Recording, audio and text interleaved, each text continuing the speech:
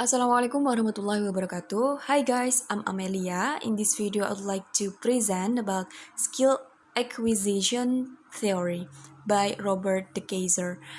Before, I'm so sorry because I don't know how to pronounce Robert de Keyser, but I think it is Robert de Keyser. Okay, let's check it out. So,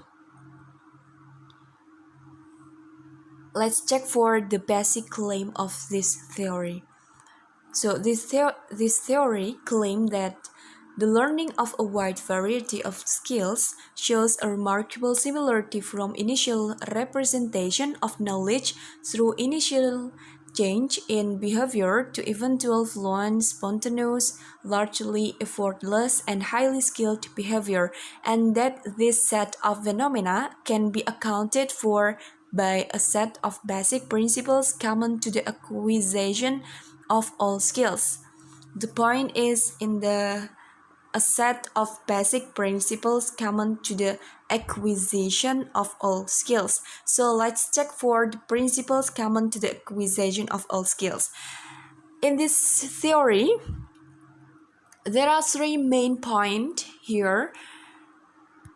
It contains of three stages.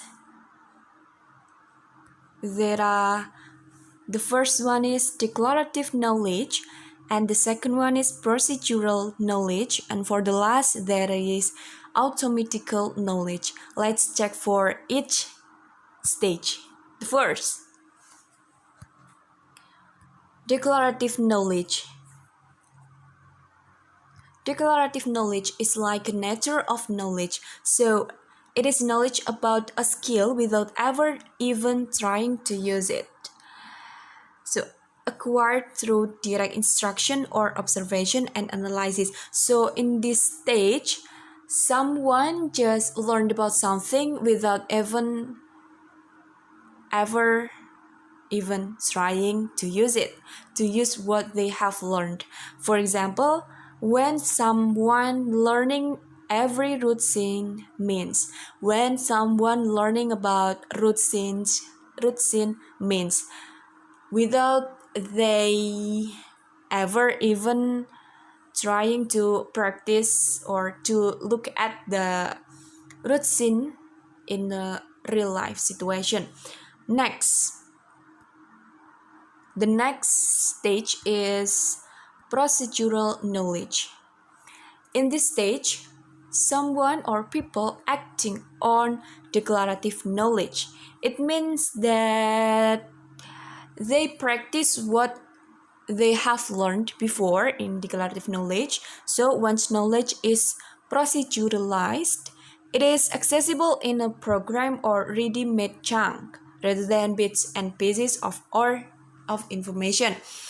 For example, when you have learned about the root scene means, so in this stage you try to drive a car, then practice the root scene means. You implement what the root scene show, what the root scene say, like that. And for the last stage, it is automatical knowledge. Automatic. So in this stage, you can practice what you have learned and what you have practiced before in the real life situation automatically. So automatic is not conscious, so you do something without thinking about it. You can doing something without thinking about it.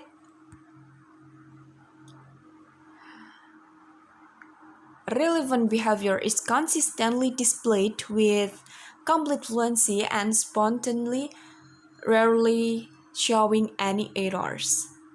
So, it requires a large amount of practice, of course, and marked by decreased reaction time, error rate, and interference from other tasks. The example is practice the routine means automatically when drive a car.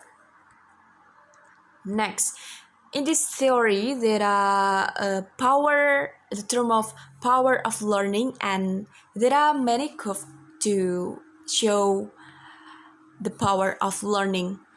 I take this one,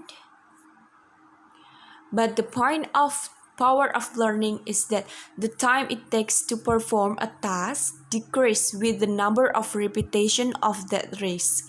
So the more you practice, the more you repeat what you have learned, the more you will decrease your time to take perform of it.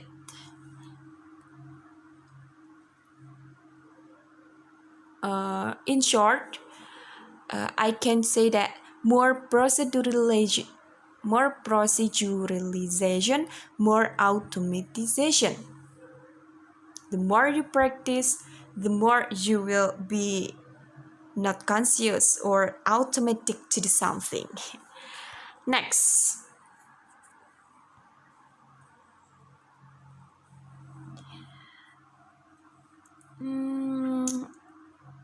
I will tell about three things. The first is acquisition is skill specific. Why? Because knowledge at later stages of development is more specific. So, because knowledge becomes more specific, it doesn't transfer well to other tasks. Implication for training. The second, two kinds of knowledge are necessary. What is it?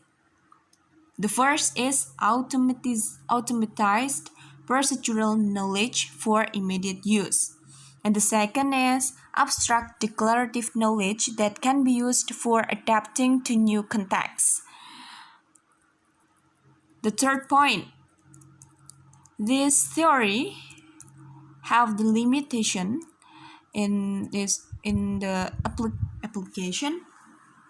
So primarily applies to the first high aptitude adult learners engaged in. The second, the learning of simple structure at, and the third, fairly early stages of learning in, and the last is instructional context. Next, for the exemplary study, this theory, there are two exemplary study of skill acquisition theory. The first is from De Keyser.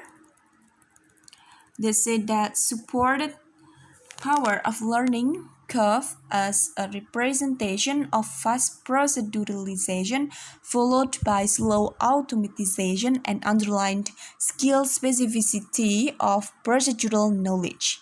And the second from Robinson, he suggested that knowledge acquired from exposure to samples alone without the rule being available is completely memory-based and therefore limited in its generalizability.